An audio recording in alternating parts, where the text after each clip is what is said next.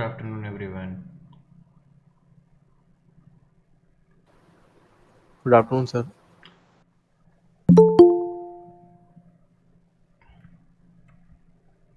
I think screen visible है बेटा मेरी. Yes, sir. चलिए बेटा.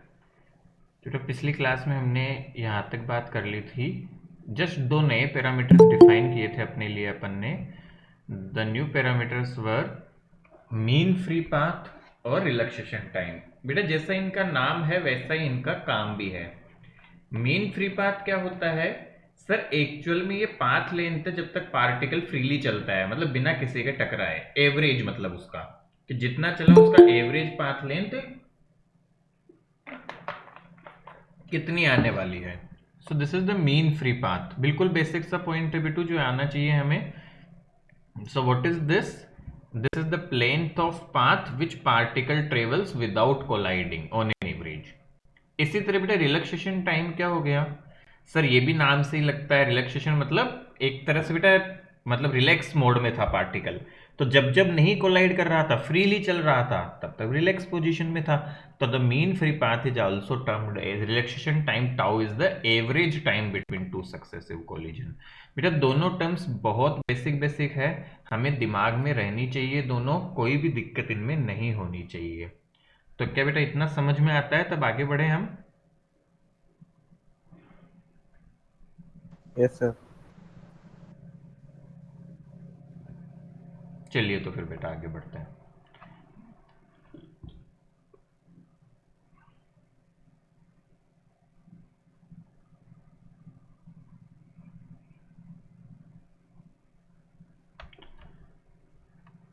चलो बेटा देखते हैं, फिर कहानी को आगे बढ़ाते हैं बेटा.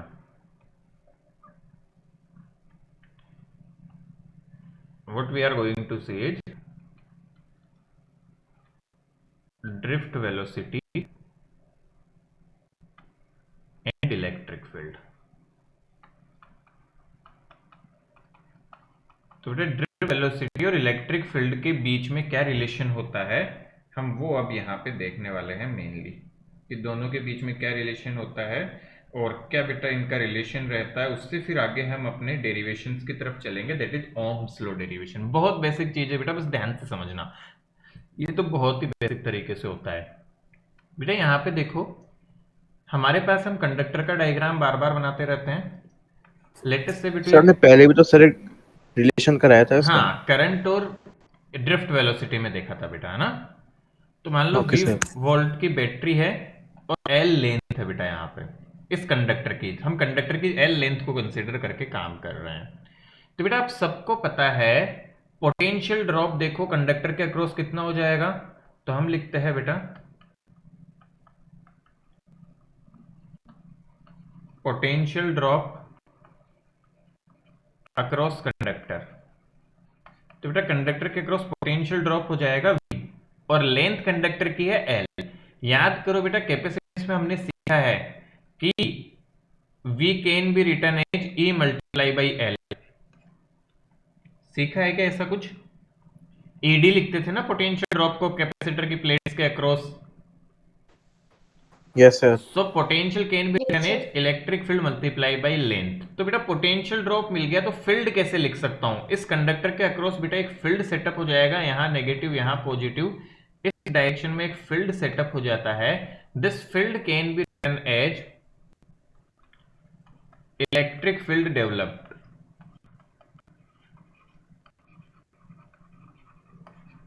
Electric field developed E can be written as, ध्यान से सुनना बेटा, this can be written as V divide by L.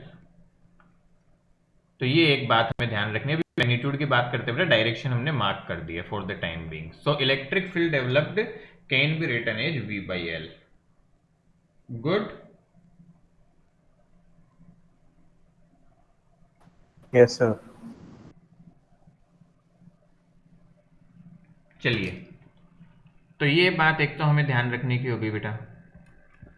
चलो तो E is equal to V upon L हमारा हो गया बेटा पोटेंशियल अपॉन लेंथ. यहां से हम इलेक्ट्रिक फील्ड लिख सकते हैं. अब एक छोटी सी चीज पूछूंगा आपसे, ध्यान से देखना बेटा. यदि एक चार्ज है जैसे कि इलेक्ट्रॉन बात करूं बेटा, तो इलेक्ट्रिक फील्ड आपका इधर है तो इलेक्ट्रॉन पे फोर्स किधर लगेगा? नेगेटिव चार्ज पे फोर्स की डायरेक्शन कैसे होती है? Sir towards the electron. वापस सोचिए, पॉजिटिव चार्ज पे फोर्स की डायरेक्शन इलेक्ट्रिक फील्ड के प्रेजेंस में पॉजिटिव और नेगेटिव पे कैसे होती है? पुराना भूलते जा रहे हैं हम। सर लेफ्ट होगी। चलो देखो बेटा, तो हम कहते हैं कि यहाँ पे बेटा इलेक्ट्रॉन पे जो फोर्स लगने वाला है, always remember force is equal to q into E होता है बेटा। तो जो पॉजिटिव चार्ज होता है तो force and E are in same direction. This is very strange कि हमें बेटा पुरानी चीजें याद नहीं है और we are forgetting this. This is very very strange. So F equal to q multiply by E. So यहां से क्या करेंगे, ई इस तरफ लग रहा है तो इस पे फोर्स किधर लगेगा? इस तरफ। कितनी हो जाएगी फोर्स की value? Force on charge carriers को यदि मैं लिखना चाहूं बेटा, एफ की वैल्यू हो जाने वाली है Q into E. I am वो होता है बेटा Q into E and I am writing it, electron का चार्ज होता है बेटा minus E into E. This is the force on this electron. यहां पे माइनस क्या कर रहा है बेटा? माइनस बता रहा है कि जिस तरफ इलेक्ट्रिक फील्ड है उसका उल्टा फोर्स है। यहां तक बात समझ में आती है हमें? Yes sir.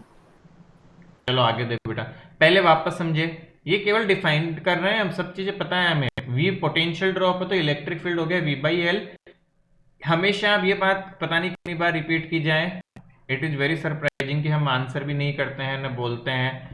और अभी तो सेकंड टेस्ट देखने में पता चलेगा इस बार भी कितनी चीटिंग की है तुम लोगों ने। So F equal to q multiply by E. So this is q into E. Force जो लगता है वो बेटा कॉमन सेंस है, पॉजिटिव चार्ज पे उसी तरफ लगता है जिस तरफ आपका चार्ज की डायरेक्शन होती है और नेगेटिव चार्ज पे उसकी डायरेक्शन का अपोजिट लगता है। So F is equal to q multiply by E. This is minus E, electron के चार्ज को मैं माइनस ई बोलूं तो ई चाहे कैसे भी समझो। This negative is telling that force is acting opposite to the direction of E. यदि इलेक्ट्रॉन पे फोर्स इतना लग रहा है तो what is the acceleration of electron?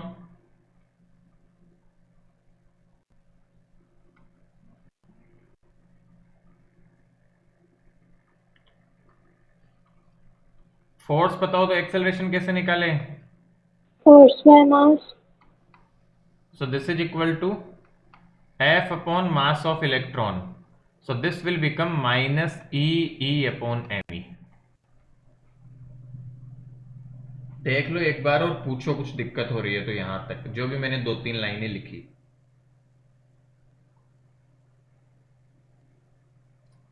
It is the super common sense, but if there is any problem, just ask me.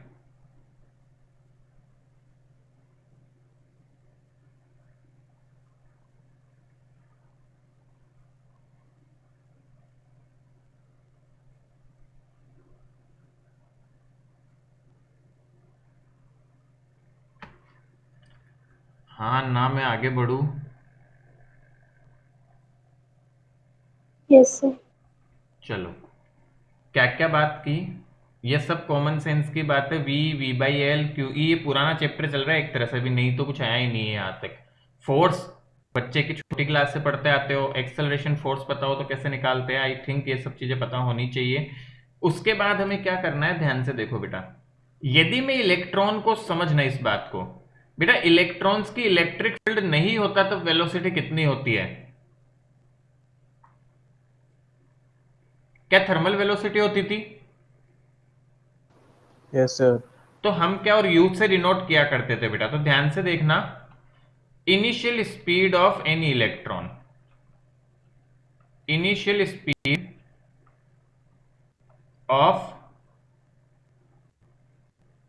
Late say first electron बात करें बेटा, यदि फर्स्ट इलेक्ट्रॉन में देखता हूं, मान लो एक किसी इलेक्ट्रॉन को देख रहा हूं, उसकी इनिशियल स्पीड कितनी हो जाएगी? That is let's say u1।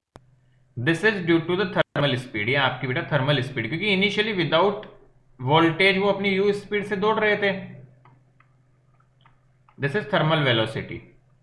अब ध्यान से देखना मैं क्या करने जा रहा हूं, अच्छे से समझना इस बात को बेटा।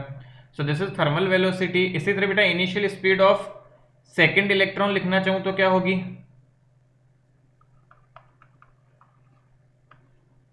क्या वो U2 हो जाएगी? इसी तरह क्या nth इलेक्ट्रॉन, मान लो nth चार्ज पीरियड की बेटा लिखना चाहता हूं, so I can write this UN। और देखें, मैं इनकी फाइनल स्पीड लिखना चाहता हूं लेट से t टाइम बाद। तो मान लो फर्स्ट पार्टिकल बेटा t1 टाइम चलता है, सेकंड t2, थर्ड t3। तो इसकी फाइनल स्पीड लिखना चाहूं मैं, ध्यान से समझना, final speed v1। So can I right, अच्छे से देखना, v1 I can right u1 plus a times t1। Equation of motion याद है हमें या Yes, भूल sir. गए? इसी तरह फाइनल स्पीड ऑफ 2, सेकंड वाले की final speed v2 sir can be step समझ रिटन नहीं एज, आया। बेटा सबकी इनिशियल स्पीड हमने मान ली कि पहले वाले की u1 थी, दूसरे वाले की u2, किसी nth पार्टिकल की un है, ठीक है? Yes sir. अब बेटा हम पूछे कि मैं आपसे सवाल पूछूं कि बेटा मेरी इनिशियल स्पीड है u1 कुछ 5 है मान लो, और एक्सेलरेशन है a, तो क्या मेरी t टाइम बाद स्पीड निकालनी हो तो कौन सी इक्वेशन ऑफ मोशन यूज करेंगे?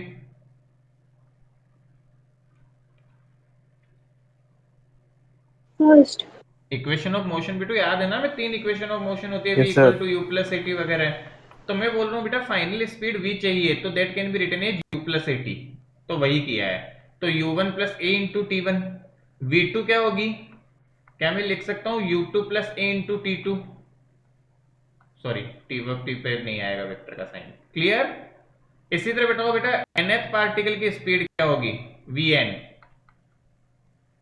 Can I right un plus a times tn?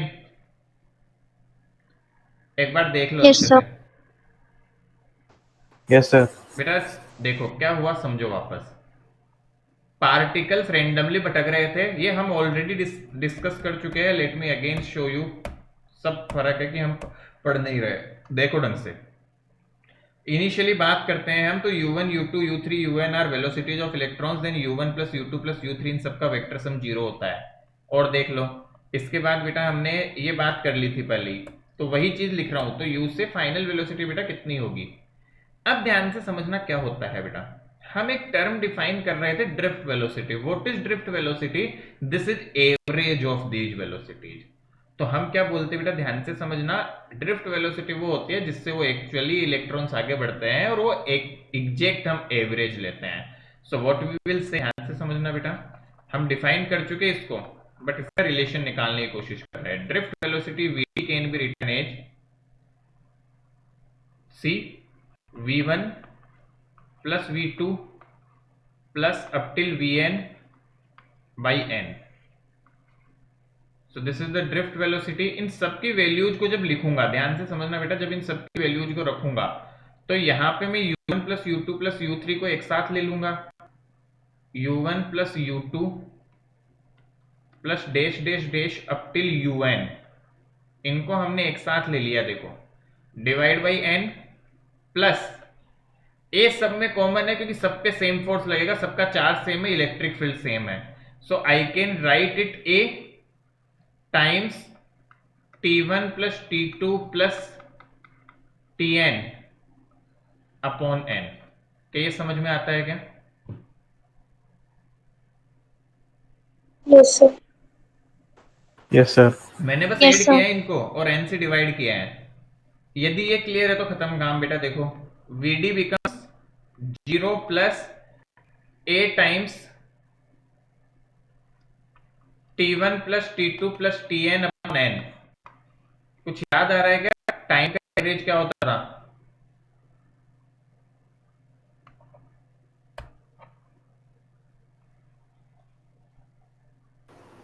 Relaxation time. सारे टाइम्स बेटा, जितने टाइम तक पार्टिकल चलते हैं ऑन एन एवरेज, उनका average is relaxation time. So vd actually comes out to be a tau। And what is a? ध्यान से देखोगे तो vd is equal to minus e by m into tau। So this is the expression for drift velocity, where this minus sign is indicating कि electric field के उल्टी है बेटा velocity. और ये कॉमन सेंस भी है, इलेक्ट्रॉन का इधर जाता है और फील्ड आपका इधर रहता है, ऐसे समझो। तो this is the final expression for drift velocity. अरे ऐसे जैसे ताज्जुब मत करो, वापस रिपीट करता हूँ, है 2 लाइन का ही खेल, बस उसके लिए फॉर्मेट बनाना ज्यादा बड़ा है थोड़ा सा। Again let us repeat. We battery लगाई तो electric field V by L, force कितना हुआ Q इंटू ई, एक्सेलरेशन हुआ E बाई एम। अब बेटा हम बोलते हैं कि जब फील्ड नहीं था तो इनिशियल वेलोसिटीज कितनी थी, u1 u2 un, सबकी n मान लिया हमने, n लोग है बेटा, n कोलिजन करता है, n बार में उसकी वेलोसिटीज का ये हाल है। तो v1 v2 v3 v4, ठीक है, और vn हो जाएगी बेटा अपनी ये स्पीड। अब इन सब का एवरेज, सारी स्पीड्स का जो एवरेज लूंगा that will be termed as the drift velocity. तो यहां से बेटा इनको एवरेज में लिखा। ये सब तो फॉर्मेटिंग है, यहां तक प्रॉब्लम फॉर्मेटिंग चल रही है, देखोगे तो कि बेटा if u1 u2 un आपके n पार्टिकल्स की वेलोसिटीज हो गई तो उनकी फाइनल वेलोसिटीज आपके पास ये हो गई, और उन सब का जब एवरेज निकालते हो तो वो ये हो गई बेटा। और इसके टर्म्स को हम ऑलरेडी डिफाइन कर चुके हैं कि जितने भी टाइम होते हैं आपके कोलिजन्स वगैरह के, उन सब टाइम का एवरेज जब निकालते हो तो you call it tau and the vd comes out to be a tau. तो ये फॉर्मूला अब याद रखने का हो गया।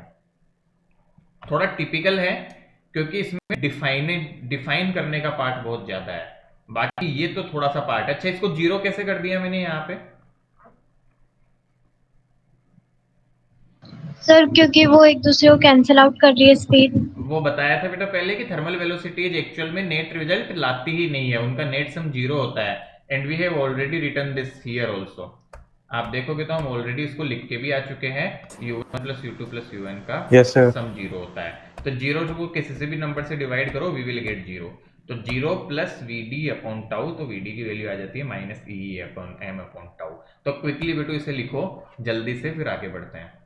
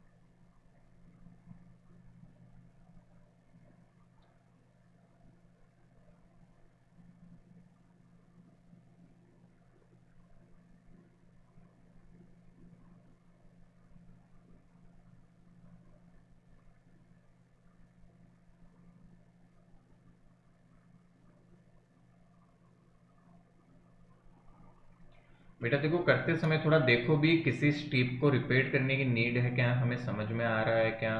आप देखेंगे तो अच्छे समझ में आएगी। Just we are formulating the problem till now, और उसके बाद एक लाइन का खेले डेरिवेशन की बात करूँ तो मैं।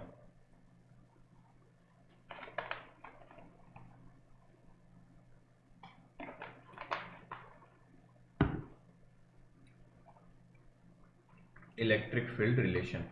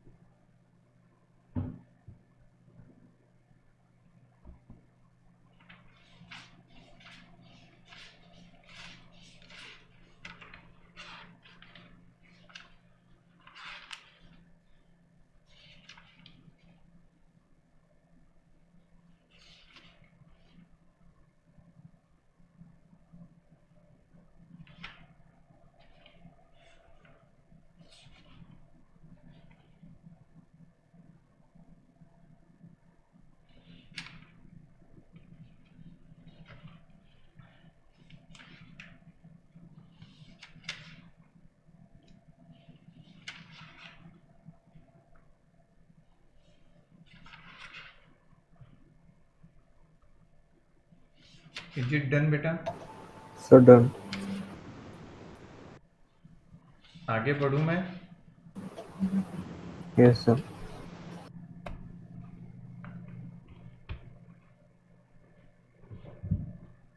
जल्दी से लिख लो बेटा इसे।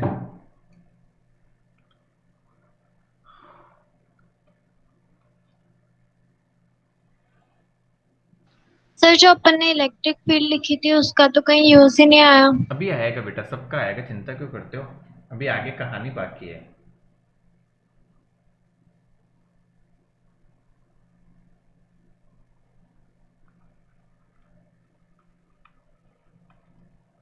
ये लिख लो तब रुक जाना बेटा, है ना?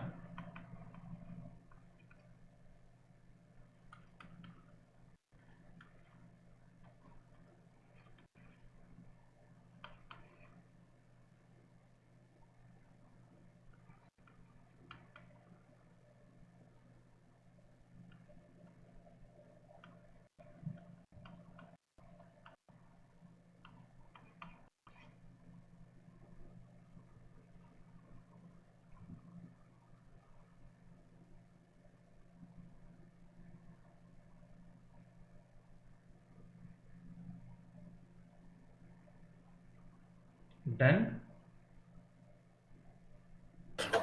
Yes, sir. चलो बेटा अब देखो, हमने दो इक्वेशन सीखी जिनमें वीडी आता है। एक बेटा देख ली I equal to N E A we d, और एक सीखी बेटा v d equal to E upon m tau. Minus क्या बताता है बेटा? सिंपली बताता है कि इसकी डायरेक्शन जो है वो इलेक्ट्रिक फील्ड की उल्टी है, यदि वेक्टर टर्म में से लिखूं तो हमने मैग्नीट्यूड लिया इसका। अब बेटा मैं क्या करूंगा, इक्वेशन 2 से इसकी वैल्यू को इक्वेशन 1 में सब्सटीट्यूट करूंगा। ध्यान से देखना बेटा, ठीक है? So what it will become, I equal to N E A we D की जब वैल्यू मैंने रखी बेटा तो ये बन जाएगा E E tau upon M.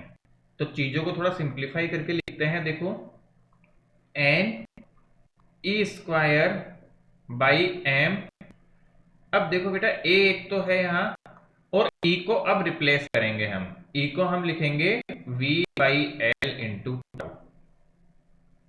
कुछ दिमाग में आ रहा है क्या यहां से?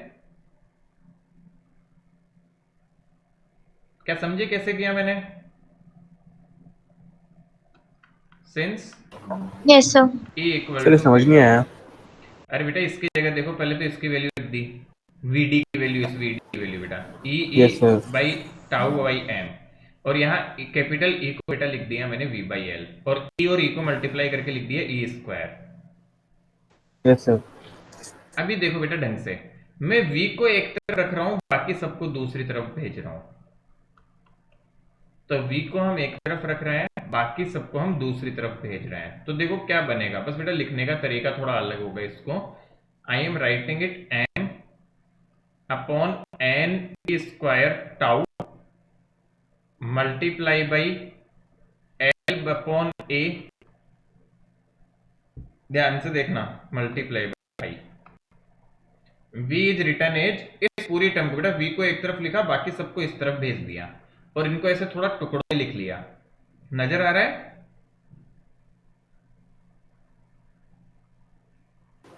Yes, sir. बेटा v को एक तरफ रखा, बाकी सबको ट्रांसपोज पर कर दिया उधर। सो सी दिस टर्म, इस पूरी टर्म को बेटा एक नया नाम दिया जाता है, this is known as r into y। ये जाना पहचाना एक्सप्रेशन लग रहा होगा सबको? Yes, sir. Understood. Yes, sir. v equal to R I or I are. तो अब बेटा ध्यान दो, हमने एक्चुअल में ओम्स लॉ डिराइव कर दिया हमने, ठीक है? वापस समझिए क्या किया बेटा, एक रिलेशन पहले से पता था, एक रिलेशन जस्ट डिराइव किया हमने, v equal to E upon tau. उसको जस्ट सब्सटीट्यूट करके मैंने रिलेशन यूज कर लिया, जो थोड़ी देर पहले साक्षी बोल रही थी कि सर इसका यूज तो किया ही नहीं, तुरंत यूज किया, देखो रिलेशन बन के आया। So this is actually Ohm's law, we have derived the Ohm's law नाम लिए बिना। अब देखो बेटा यहां से क्या समझे कि r की वैल्यू क्या है। r की वैल्यू आपके सामने आ रही है बेटा m upon N E square tau into l upon A. तो दिस इज r, और r को क्या बोला जाता है बेटा? रेजिस्टेंस। Resistance of wire. इस आर की यूनिट होती है बेटा ओम, जिसको हम थोड़ा ऐसे बना के भी दिखाते हैं, पाई टाइप बना देते हैं अपन बनाने में बेटा, वैसे ओमेगा टाइप उल्टा होता है बट हम बनाने में ऐसा बना देते हैं। सो this is resistance of the wire. Resistance of wire का बेटा ये फॉर्मूला हो गया। तो यहां से आपको क्लियर दिख रहा होगा बेटा कि रेजिस्टेंस ऑफ वायर जो है वो एल के प्रोपोर्शनल है और ए के इनवर्सली प्रोपोर्शनल है। नजर आ रहा है सबको? L is length of the wire और A is area yes of sir. Cross section. ठीक है ना? ये साइड समझ आ गया होगा। जहां डिफाइन करूँ इस डायग्राम में तो बेटा ये एरिया ऑफ क्रॉस सेक्शन हो जाएगा, ये लेंथ ऑफ वायर हो जाएगी। अभी सर देखो, ये तो तब आता है ना जब टेम्परेचर कांस्टेंट होता है और ये अरे सारी हाँ, अरे तो क्वांटिटीज बेटा ये कांस्टेंट पे चला जाती है। ये है ना, इसमें टेम्परेचर का रोल भी है। बट क्या हम बोल सकते हैं जैसे प्रपोर्शन, कम से कम पता तो चला ना। आज तक तो हम केवल याद करते आए थे। क्या यहाँ साफ साफ दिख रहा है हमें एग्जैक्ट फॉर्मूले से? दिख रहा है या नहीं? Yes, sir. अब देखो बेटा, हाँ, yes considering sir. This quantity to be constant, और ये जो तुम्हें कांस्टेंट दिख रहा है इसको भी एक नए नाम से बोला जाता था, याद है क्या? Rho. बहुत बढ़िया। इसको भी एक नया नाम दिया जाता है बेटा। इस एक्सप्रेशन में हमारे पास रो की वैल्यू हो जाती है m upon N E square tau. So बेटा क्लियरली से दिस इज रो एंड इस रो को बोला जाता है रेजिस्टिविटी। यूनिट क्या होती है इसकी?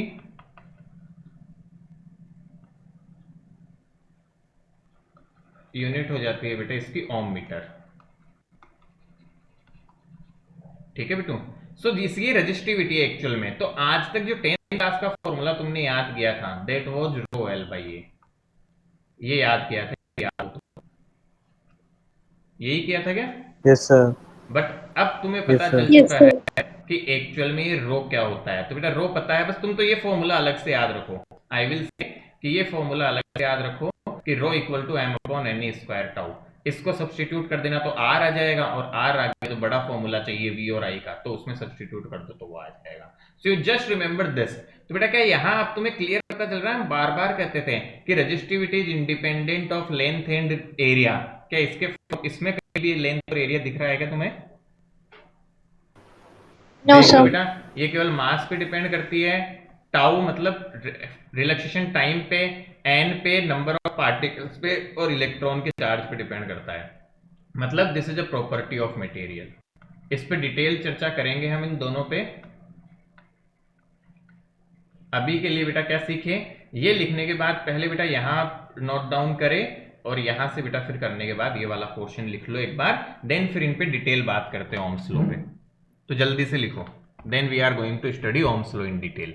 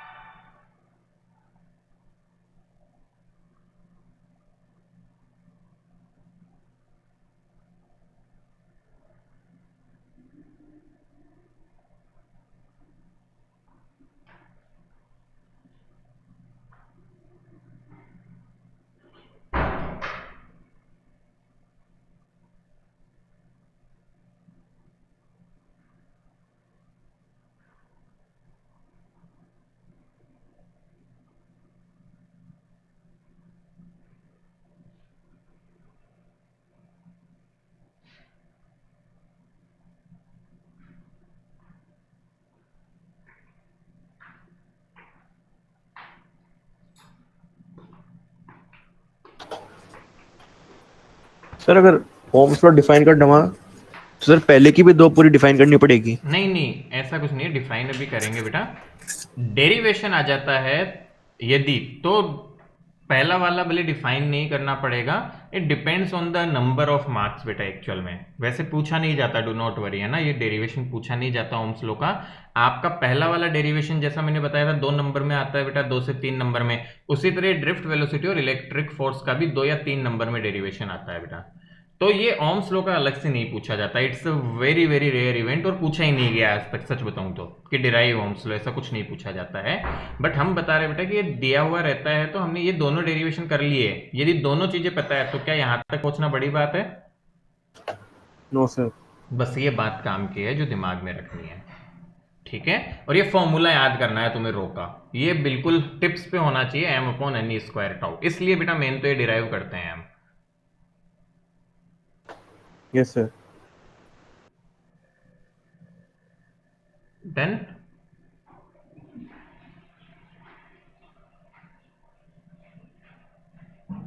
चले आगे।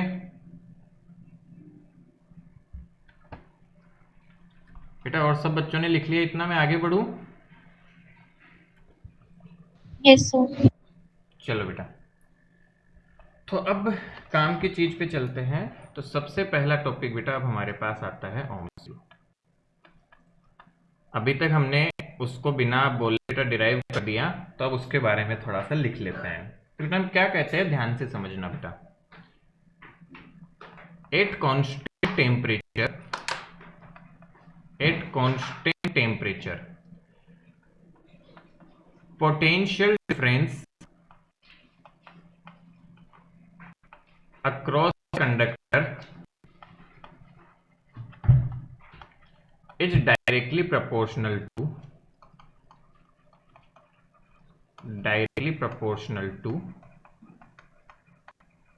current flowing through the conductor,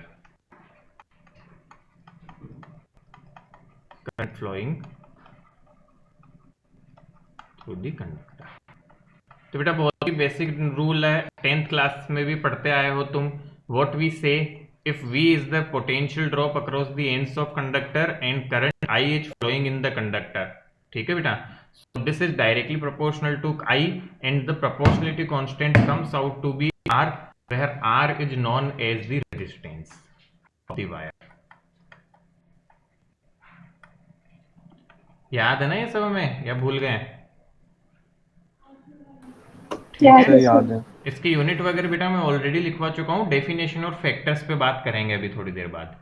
तो बेटा V equal to R I हो गया, दैट्स द ओम्स लॉ। यहाँ पे बेटा हम यदि देखते हैं तो V और I का ग्राफ बनाते हैं यदि हम, तो कैसा ग्राफ बनेगा?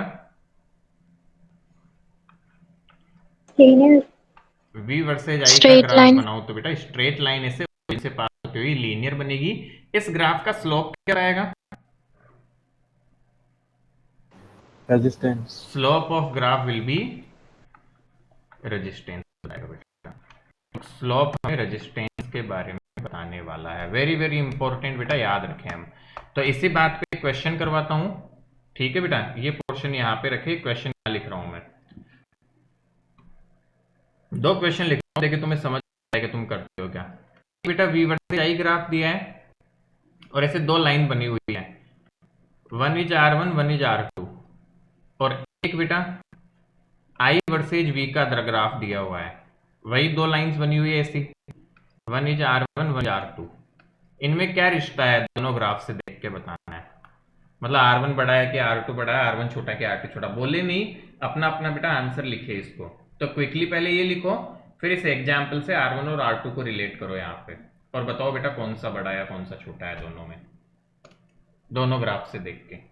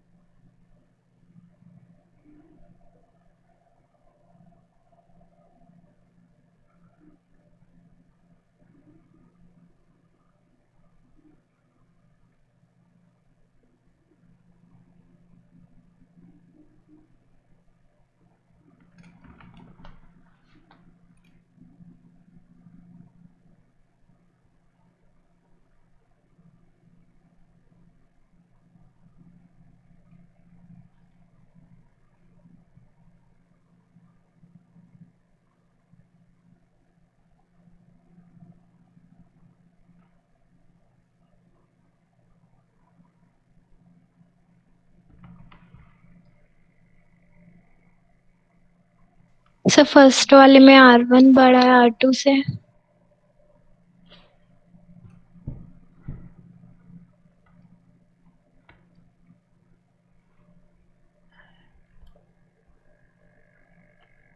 कर लिया हमने।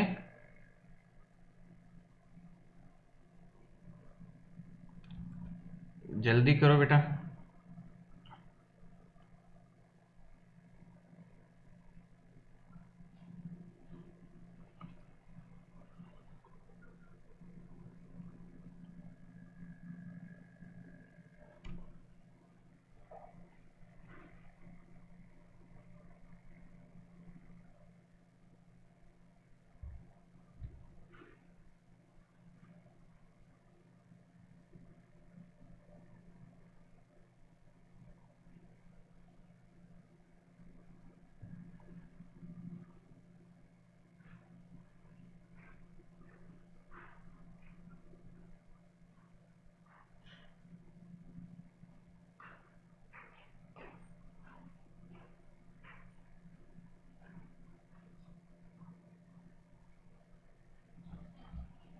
चलो देखो बेटा, पहले में सी वी और आई का ग्राफ है, तो स्लोप जो होता है ना वो बेटा आपके डायरेक्टली प्रोपोर्शनल होता है रेजिस्टेंस के, या रेजिस्टेंस ही प्रोवाइड करता है, ऐसा समझ लो बेटा स्लोप।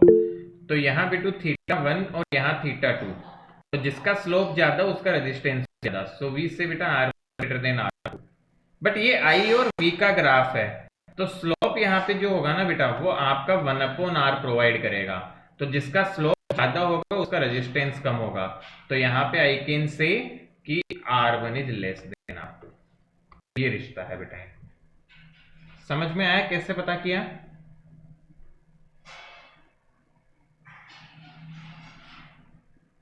हाँ नहीं बेटा, क्लियर है ये 2 पॉइंट्स? Yes sir. बेसिक सा है बहुत ये। सर आपकी साउंड नहीं आ रही जो सर पहले। अच्छा बेटा, मैं बोल रहा हूं कि ये 2 ग्राफ से हमने किया, पहले ग्राफ तो v और i का है, तो बेटा v equal to R I, तो r स्लोप हो गया। बट दूसरे ग्राफ में i और v का दिया है, तो बेटा इसका स्लोप होगा 1/r, तो स्लोप ज्यादा होगा तो रेजिस्टेंस कम होगा, इसलिए बेटा R1 लेस देन R2 हो जाएगा यहाँ पे। अभी ठीक है? Yes sir. तो ये ध्यान रखना है हमें, कई बार क्या होता है वो एक्सेस उलट देता है तो हम गड़बड़ा जाते हैं कि अरे ये क्या कर दिया। बात समझ आ रही है कैसे देखेंगे यदि ग्राफ दिया है तो? कौन सा रेजिस्टेंस बड़ा कौन सा छोटा, कर लोगे ना? Yes sir. चलो लिख लो जल्दी से इनसो।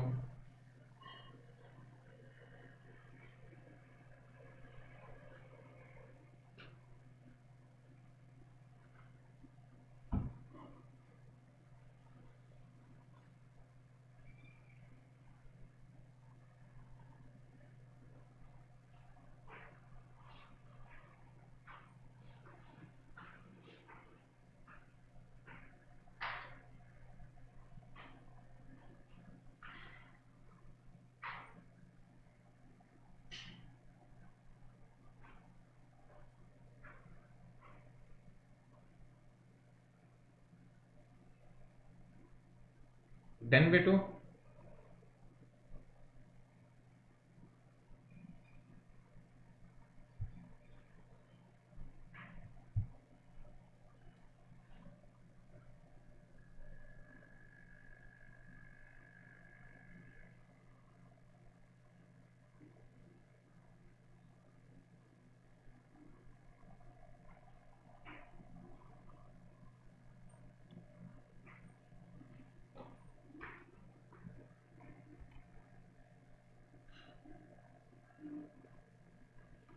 चलो देखो बेटा, मैं आगे बढ़ रहा हूं। सर 1 मिनट, चलो ग्राफ बनाने तक में।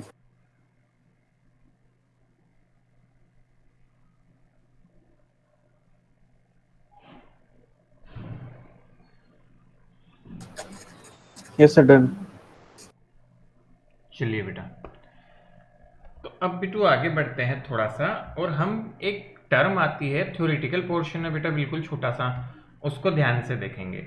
बेटा दो टर्म्स आती हैं हमारे पास में, एक होती है ओमिक डिवाइसेज, नाम से ही पता चलता है क्या होगा बताओ जरा, और दूसरी होती है बेटा नॉन ओमिक डिवाइसेज। तो जो ओम्स लॉ को फॉलो करते हैं। हाँ, तो बेटा हम ओमिक डिवाइसेज किसे बोलते हैं? डिवाइसेज दैट फॉलो, तो ऐसी डिवाइसेज बेटा जो किसको फॉलो करेगी? जो ओम्स लॉ को फॉलो करती है उसको हम बोलते हैं बेटा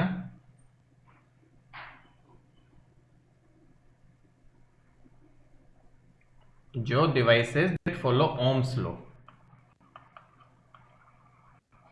इनको बेटा ओमिक डिवाइसेज बोलते हैं। और नॉन ओमिक डिवाइसेज कैसी हो जाएगी? Devices which do not follow Ohm's law. तो बेटा जो ओम्स लॉ को फॉलो नहीं करती उन्हें नॉन ओमिक डिवाइसेज कहते हैं बेटा। यहां पे खास बात क्या है, एक्चुअल में बेटा आपका V वर्सेज I ग्राफ जो होगा वो कैसा आएगा? अरे ओम्स लॉ को फॉलो करती है तो स्ट्रेट लाइन। स्ट्रेट लाइन है सर बच्चा। Constant sir straight line.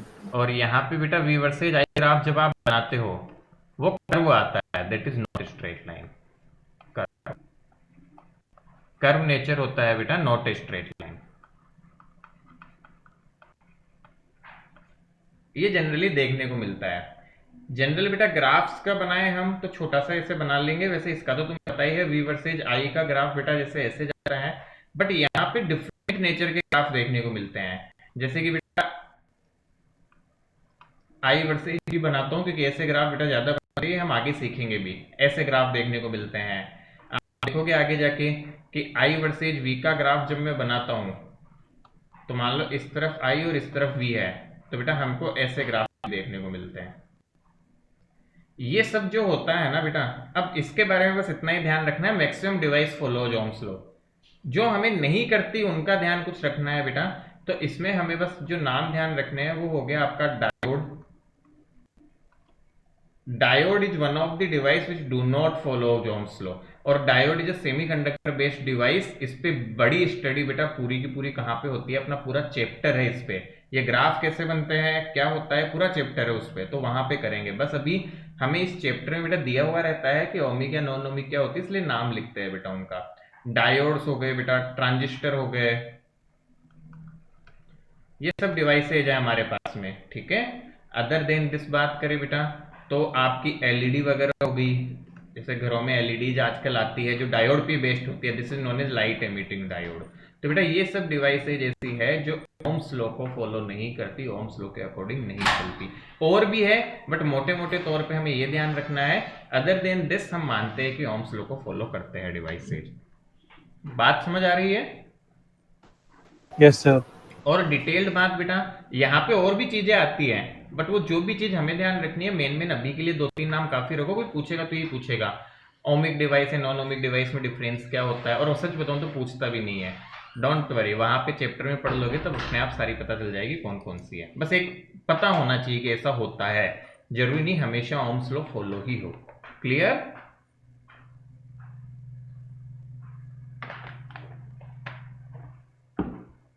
तो जल्दी से लिखे बेटा इसे।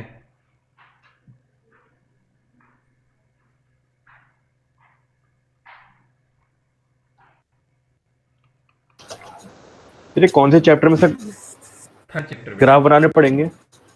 ये 14 चैप्टर में आएगा बेटा, मतलब सेकंड लास्ट चैप्टर। अपने नंबर आगे पीछे हो सकते हैं, अपनी बुक का मोस्टली सेकंड लास्ट चैप्टर रहता है सेमीकंडक्टर डिवाइसेज। बनाने नहीं पड़ते बेटा, याद करने पड़ते हैं ये बनाने नहीं होते, हम नेचर एक अंदाजा मतलब एक अप्रोक्सीमेशन से समझाते हैं कि ऐसे नेचर का आता है, वो याद करना जैसा होता है वहां पे सीखोगे। डोंट वरी, टाइम आने पे बेटा। Yes sir. रेजिस्टेंस,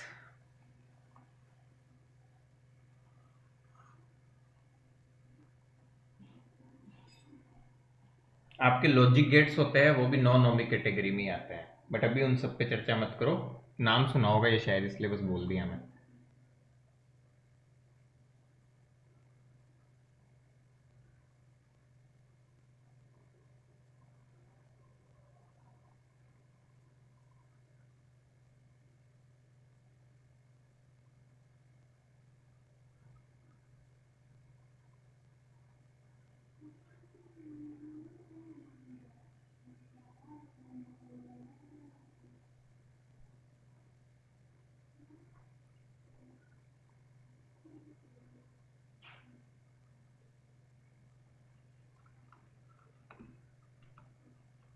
कौन बताएगा बेटा? पुराना सबने पढ़ा हुआ रेजिस्टेंस को कैसे डिफाइन करते हैं।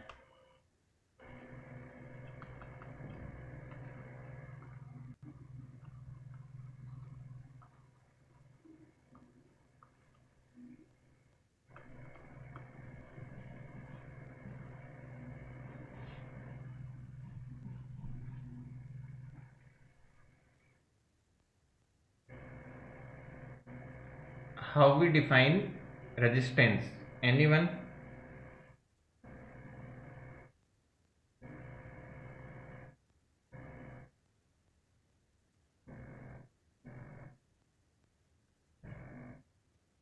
Force which oppose the flow of electrons. कह सकते हैं बेटा, हम कहते हैं बेटा factor which resist the flow of charge carriers.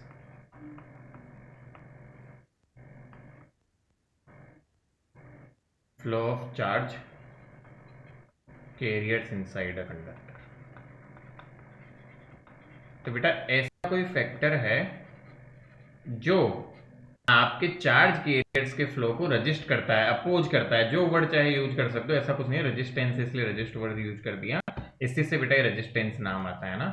So factors which oppose or resist the flow of charge carriers inside a conductor are is known as the resistance of the conductor or wire. बेटा आ रहा है समझ में? Again इसकी unit ओम होती है, इसका फॉर्मूला क्या होता है वो सब हम पीछे देख के आ चुके हैं। अभी बेटा काम की बात करते हैं, एक बार लिख लेते हैं कौन कौन से फैक्टर्स पे अफेक्ट करते हैं या किस पे डिपेंड करता है। तो सबसे पहला फैक्टर आता है बेटा, आप सबको पता होगा किस पे डिपेंड करता है, बताओ जरा। Material of the conductor. सबसे पहले लाइन बाय लाइन चलते हैं, बिल्कुल मटेरियल पे भी करता है। लेंथ ऑफ द वायर, तो बेटा हम सबको पता है लेंथ पे कैसे डिपेंड करता है। Cross section. हाँ, अभी पहले लेंथ का देख ले बेटा। तो हम बोलते हैं अदर फैक्टर्स कांस्टेंट रहे तब। If other factors are constant, other factors are constant, then we say resistance is directly proportional to length। बेटा ठीक है, रेजिस्टेंस लेंथ के डायरेक्टली प्रोपोर्शनल होता है। और यदि रेजिस्टेंस और लेंथ का ग्राफ बनाना चाहूं तो कैसा बनेगा?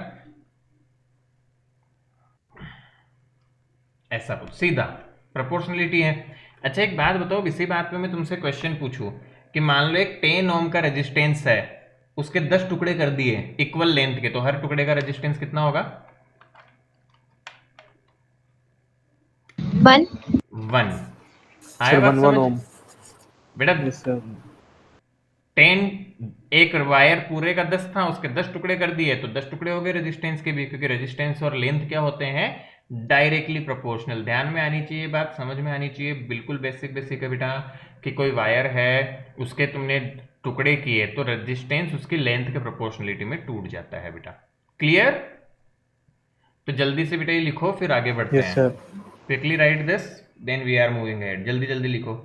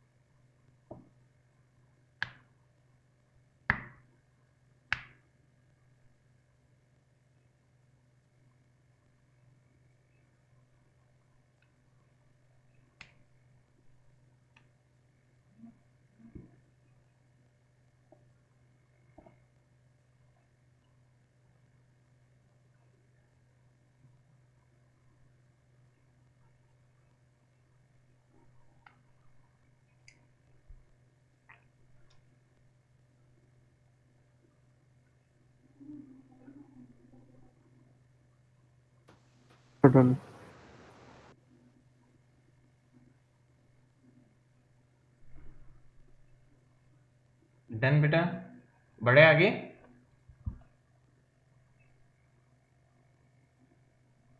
चलो देखो, दूसरा फैक्टर होता है बेटा एरिया ऑफ क्रॉस सेक्शन।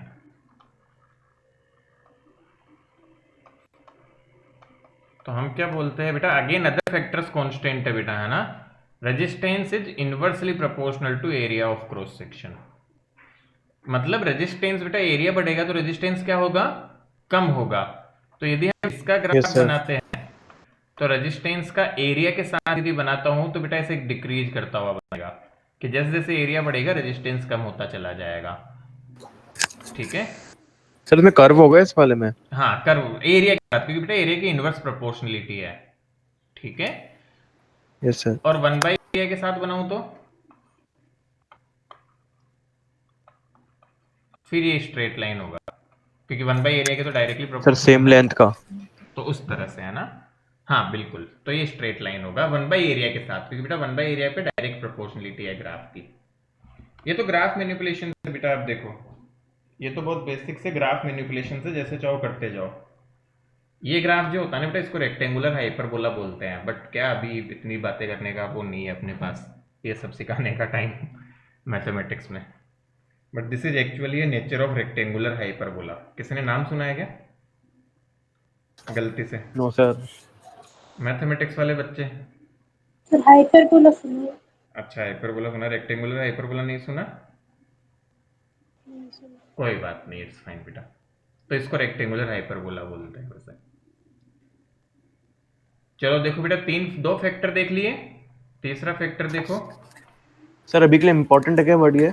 नहीं नहीं, कोई काम का नहीं है, बस ये ध्यान रखो ऐसा बनता है ओके बस। सर। दिमाग में बस आइडिया होना चाहिए कि डिक्रीज करता है और लीनियर नहीं होता, दैट्स इट। कोई काम का नहीं है, कोई नहीं पूछता कैसा होता है ना। चलो देखो बेटा, तीसरा ग्राफ, तीसरा फैक्टर मटेरियल। ठीक है, मटेरियल ऑफ द कंडक्टर। तो बेटा कंडक्टर के मटेरियल पे भी रेजिस्टेंस डिपेंड करता है, तो कैसे? तो बेटा इसको हम एग्जांपल के तौर पे समझते हैं, तो हम केवल इतना लिखते हैं यहाँ पे, different materials have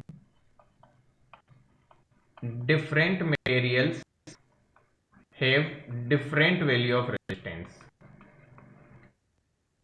different value of resistance for same length and area of cross section, for same L and A। मैं शॉर्ट में लिख रहा हूं बेटा। फॉर एग्जाम्पल, तो ये बेटा एक प्रैक्टिकल बिहेवियर है। Silver is the best non conductor. सबसे ज्यादा कंडक्टिविटी होती है बेटा सिल्वर की, तो इसका रेजिस्टेंस कैसा हो जाएगा? यदि बहुत अच्छा कंडक्टर है तो लीस्ट रेजिस्टेंस होता है बेटा। इसी तरह बेटा और कौन कौन अच्छे कंडक्टर होते हैं, any idea? Sir aluminium. Aluminium and copper are also very good conductors and use in household wirings. घरों में बेटा इसी को काम में लेते हैं, कॉपर या एल्यूमिनियम को।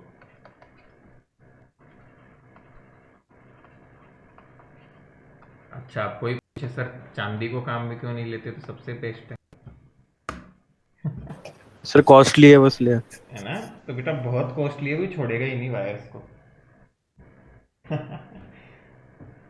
चोरों की नजर दूर से भी पड़ गई तो किसी तरह वायर्स निकालने का जुगाड़ कर ही लेंगे कहीं से भी, ऊपर छत से बाहर से, तो बहुत सारे प्रॉब्लम्स है। गुड। तो बेटा ये एक मटेरियल प्रॉपर्टी है, Yes, यदि sir. सेम लेंथ और एरिया तुम डिफरेंट मटेरियल्स का लो और उसका रेजिस्टेंस मेजर करोगे तो डिफरेंट डिफरेंट आता है। तो एक कॉमन सी बात हुई।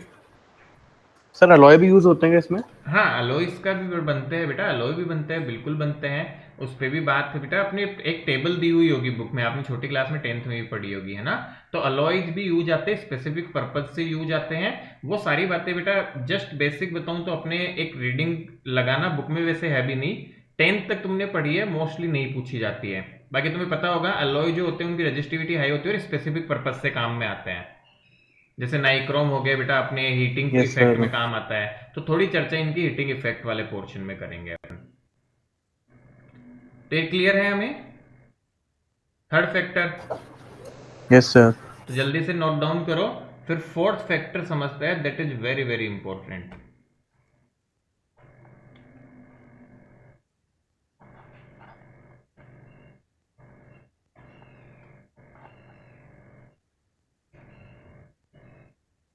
और शायद आज फोर्थ फैक्टर ही चलेगा बचे हुए टाइम तक।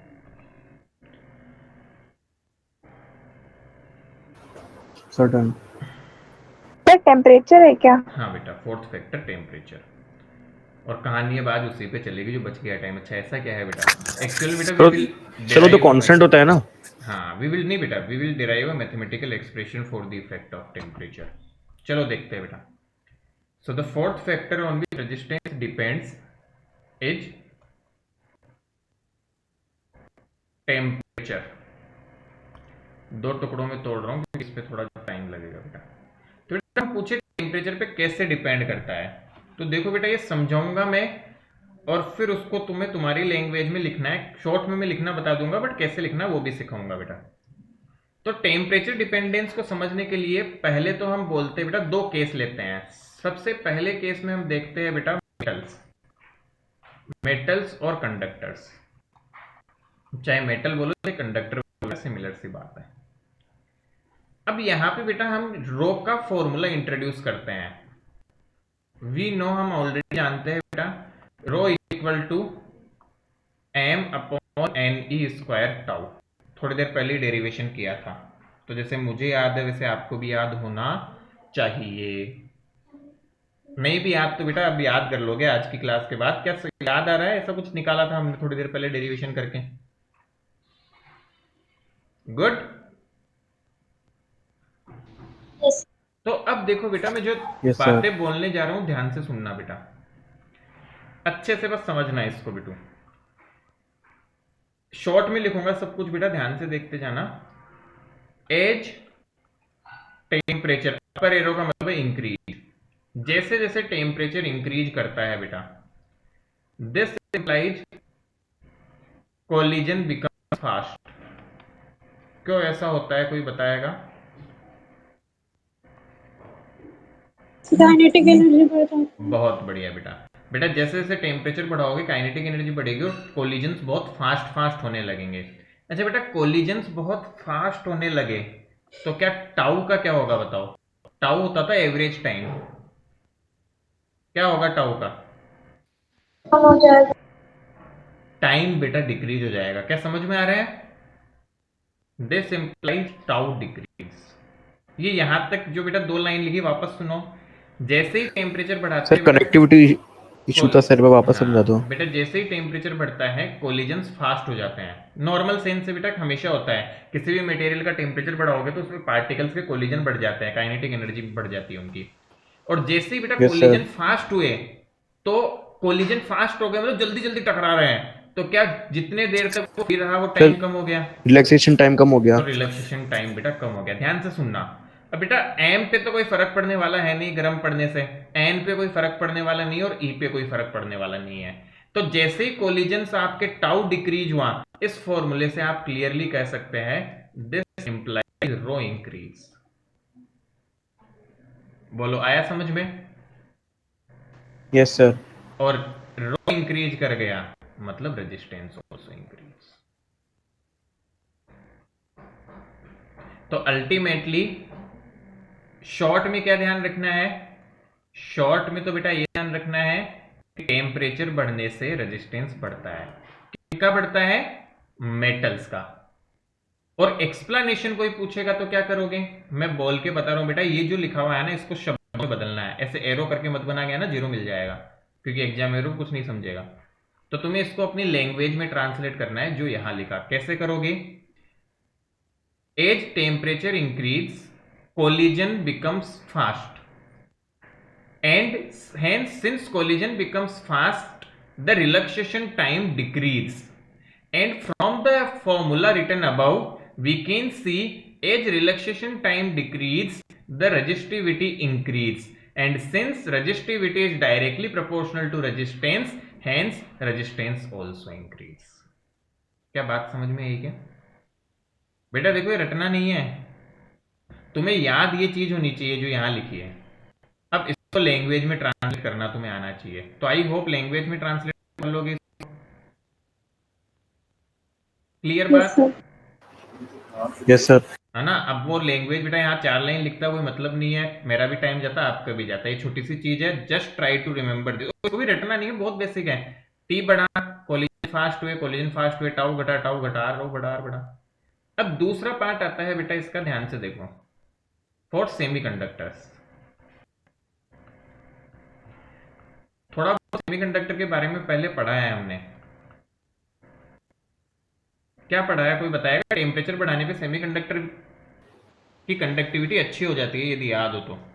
Yes sir. Yes sir. यहाँ पे क्या सर रेजिस्टेंस, मोल्टन स्टेट में है। बिल्कुल यहाँ पे रेजिस्टेंस बेटा कम होगा। कैसे होगा आओ समझाते हैं बेटा इसको। तो हम यहाँ पे क्या बोलेंगे, ध्यान से देखो बेटा। फिर से मैं शॉर्ट में लिखूंगा, एज टेम्परेचर इंक्रीज। एक चीज तो पक्की है बेटा, इसके रिजल्ट के फलस्वरूप बेटा दो काम होते हैं यहाँ पे। पहला काम होता है कोलिजन बिकम्स फास्ट, और एक और काम होता है बेटा सेमीकंडक्टर्स में, एन ऑल्सो इंक्रीज। अब कोई एक्सप्लेन करेगा बेटा, बैंड थ्योरी से हमने सेमीकंडक्टर सीखा था और वहां समझाया भी था कि एन कैसे इंक्रीज करते हैं। याद करो, देखे केमिस्ट्री में पढ़ा था।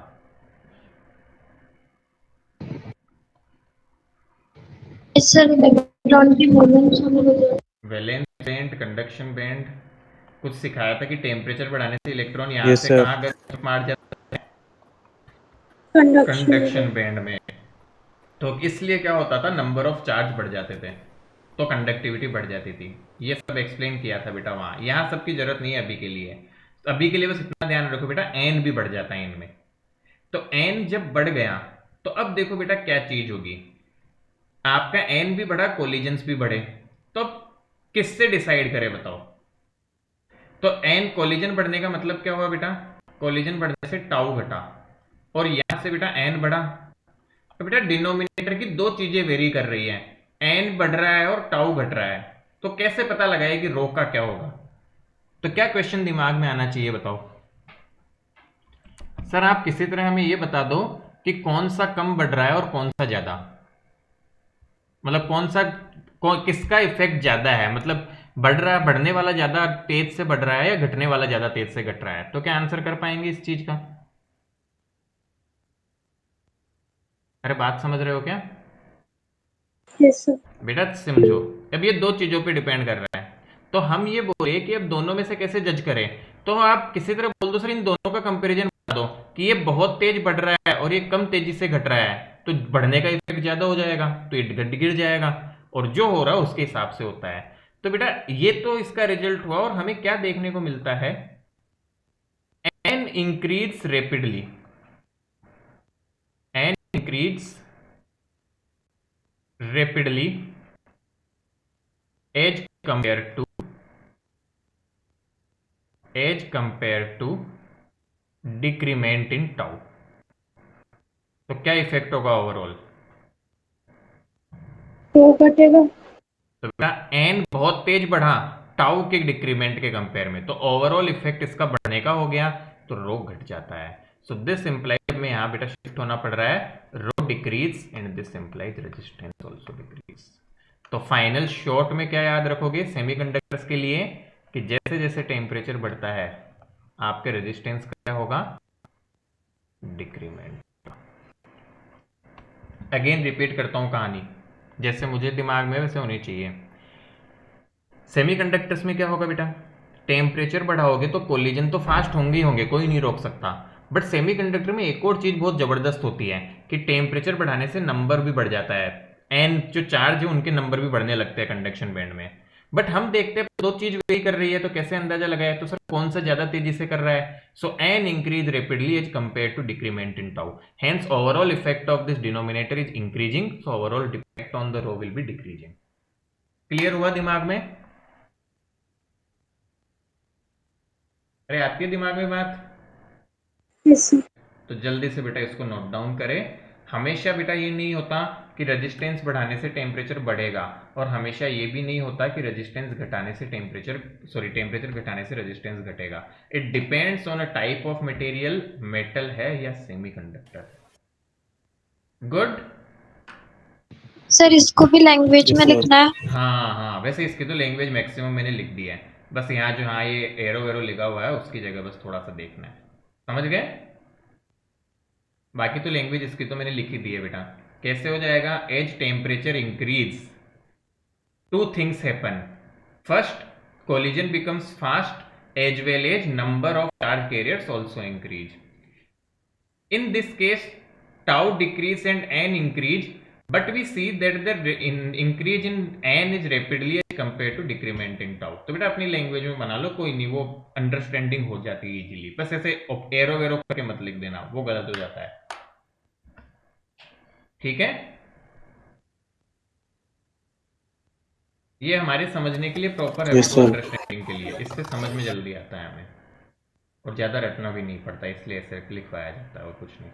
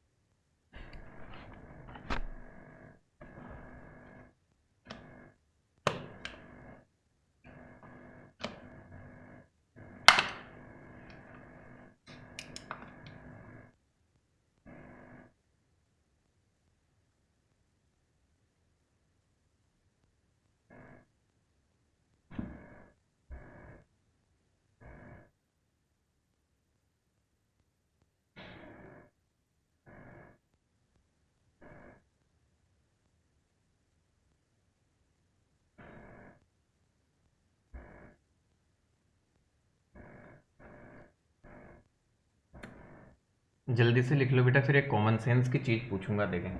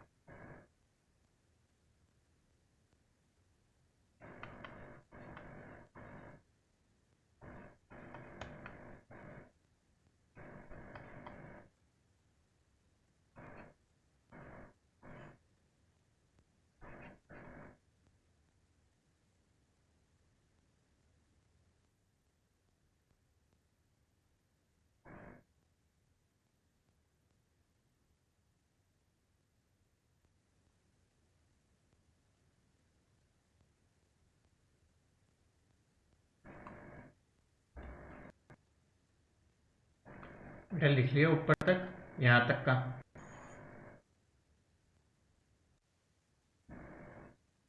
जल्दी से लिखो बेटू।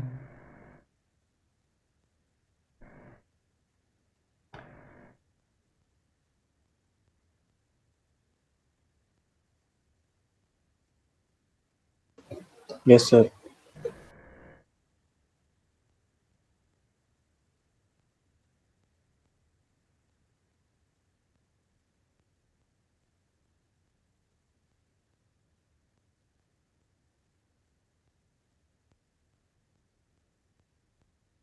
आगे बढ़े।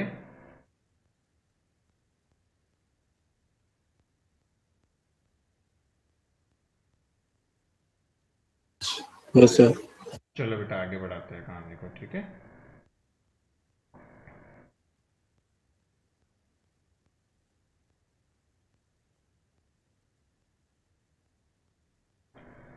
बेटा अब हम मान रहे हैं कि R initial, this R I, हम इसको पढ़ते हैं बेटा R initial. Let's say this is resistance at temperature T initial and R final is resistance at temperature T final and alpha is the temperature coefficient. मैं पहले एक common sense पूछ रहा हूँ, क्योंकि यहाँ पे बच्चे बहुत ऐसे हो जाते हैं कि सर ये कैसे हो गया। एक बहुत कॉमन सेंस बात पूछ रहा हूं, शायद सब रिलेट कर पाएंगे, ध्यान से देखना। मान लो बेटा मेरे पास दो लोग हैं, ऐसा समझो बेटा, ए और दो लोग हैं, ए और बी। एक के पास बेटा 1000 रुपए है और बी के पास 10,000 रुपए है। एक बात बताओ मुझे, इन दोनों को 1000 रुपए का गेन करना है, तो किसके लिए 1000 रुपए गेन करना आसान होगा? सर 10,000 वाले के लिए। हाँ, समझ आता है, लॉजिकल बात है। Yes sir. क्या बेटा सब बच्चे ये बात समझ पा रहे हैं? को बिल्कुल कॉमन सर सेंस। दोनों के पास 1000 ही तो है। अरे एक के पास 10,000 है तो एक के पास 10,000, एक के पास 1000। मैं कहता हूं इन दोनों को 1000 रुपए का गेन करना है, किसके लिए आसानी होगी? क्या बी के लिए आसान होगा? Yes sir. Yes sir. तो बेटा एक कॉमन सेंस समझो, किसी भी क्वांटिटी में हम चेंज देखना चाहते हैं तो वो चेंज हमेशा उसके पास इनिशियल अमाउंट कितना है उस पर डिपेंड करता है, इनिशियल कितनी है वो क्वांटिटी। फॉर एग्जाम्पल, दूसरा एग्जाम्पल लेता हूं, ध्यान से सुनना। मान लो बेटा मेरे पास एक रोड तो है बेटा एल लंबाई की, और एक रोड है बेटा 10L लंबाई की, ठीक है। मैं इसकी लंबाई को 12 करना चाहता हूं और इसकी लंबाई को 11L। किसको ज्यादा आसान होगा करना? सर पीठ पीठ 11L मतलब को। ऑब्वियस सी बात है बेटा, एल को डबल करना है एक्चुअल में, और इसका तो थोड़ा सा हिस्सा बढ़ाना है काइंड ऑफ। तो कभी भी यस चेंज जो सर। होता है ना बेटा, अब ये समझना थोड़ा टिपिकल होता है, क्योंकि यहां लिखूंगा तुम अभी चक्कर खाओगे कैसे हुआ, तो मैं प्रैक्टिकल एग्जाम्पल से समझा रहा हूं। कभी भी चेंज जो होता है ना, वो हमेशा वो इनिशियल कितनी क्वांटिटी है उस पर हमेशा डिपेंड करता है। Always remember this is very very important, कि शुरुआत में कितना है, जहां से तुम चेंज को कंपेयर करना चाह रहे हो उस पर हमेशा डिपेंड करता है किसी भी चीज का चेंज हम लिखना चाहे। क्लियर? तो बेटा हम यहां क्या लिखते हैं, ध्यान से देखो बेटा।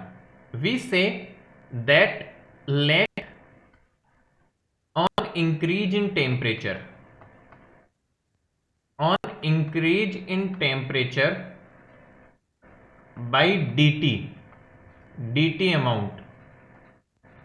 ध्यान से देखना बेटा, रेजिस्टेंस चेंज बाई dr, क्योंकि हमने देख चुके बेटा रेजिस्टेंस चेंज होता है टेम्परेचर बढ़ाने से, तो हम लिख रहे हैं बेटा रेजिस्टेंस चेंज बाई dr। तो क्या पाया गया बेटा, ध्यान से देखना चाहिए, ध्यान से देखो। It is found that this change in resistance dr is directly proportional to initial resistance, जो भी इनिशियल वैल्यू होती है रेजिस्टेंस की, and this change in dr we already know that this is proportional to the temperature. बोलो बात समझ आई? हाँ या नहीं? इतना समझ आता है बेटा, बताओ। वापस यस सर। देखो बेटा, ये तो देखो डिफाइन किया है कि R initial initial final alpha एक चीज है, क्या होती है भी थोड़ी बाद में सिखाएंगे। और यह हमने मान लिया कि टेम्परेचर को यदि dt से बढ़ाया तो मान लो रेजिस्टेंस का चेंज है dr। तो जैसा मैंने यहां समझाया, किसी भी चेंज का चेंज उसकी खुद की वैल्यू पे हमेशा डिपेंड करता है। तो dr is proportional to initial value of resistance, क्योंकि बेटा ध्यान से देखो, यदि 100 वैल्यू का रेजिस्टेंस है तो जितना जोर इस पे लगाओगे एक को 2 करने में, उतने में ये थोड़ा ज्यादा हो जाएगा, ये कॉमन सी बात है। And dr is directly proportional to temperature, we have already seen that it depends on temperature. दोनों को जब कंबाइन करके लिखते हो बेटा आप, so you say dr is directly proportional to r initial times temperature. और जैसे ये प्रोपोर्शनलिटी हटती है बेटा, अभी अल्फा और अल्फा सेम दिखते हैं बट क्या करें, है ना। सो dr इज इक्वल टू, वो समझ जाओगे तुम, alpha r i t, sorry dt, ये क्या मैंने ये नहीं करना भाई, अल्फा r i dt। तो बेटा ये होता है अपने पास में, वेयर अल्फा क्या हो गया यहाँ पे, alpha is known as proportionality constant और this is known as temperature coefficient. Alpha को बेटा प्रोपोर्शनलिटी कांस्टेंट भी बोलते हैं और टेम्परेचर कांस्टेंट भी बोलते हैं, या टेम्परेचर कांस्टेंट। क्या बात समझ में आई यहां तक? वापस समझे, बेटा चेंज इन रेजिस्टेंस इनिशियल और टेम्परेचर के प्रोपोर्शनल होगा। प्रोपोर्शनलिटी को हटा के मैंने इस तरह से लिखा है, प्रोपोर्शनलिटी कांस्टेंट और टेम्परेचर कोफिशिएंट हो गया बेटा ये। तो ये छोटी सी बात समझने की है हमारे। तो ये किसको बेटा क्विकली लिखो यहां से यहां तक, जल्दी से नोट डाउन करो, क्विकली फिनिश करो बेटा इसको, देन आगे बढ़ते हैं।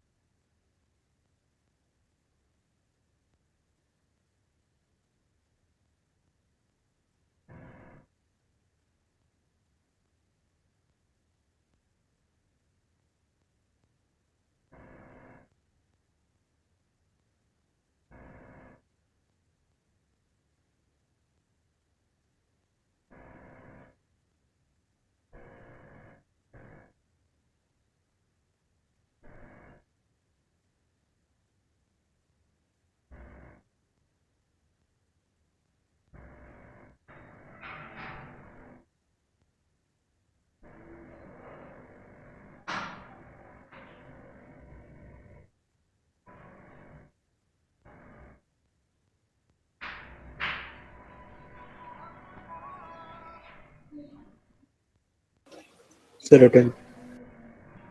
डन बेटा, लिख लिया सबने? आगे बढ़ूं मैं? Yes sir.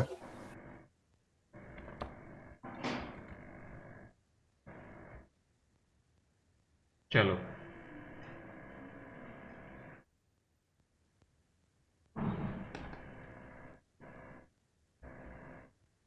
तो बेटा देखो हमारे पास क्या आ चुका है, D R is equal to alpha R I D T. अब बेटा क्या करना पड़ेगा, हमें चेंज इन रेजिस्टेंस निकालना है तो हमें इंटीग्रेशन करना पड़ेगा, क्योंकि यहाँ पे बेटा इंटीग्रेशन के फॉर्मूले हैं।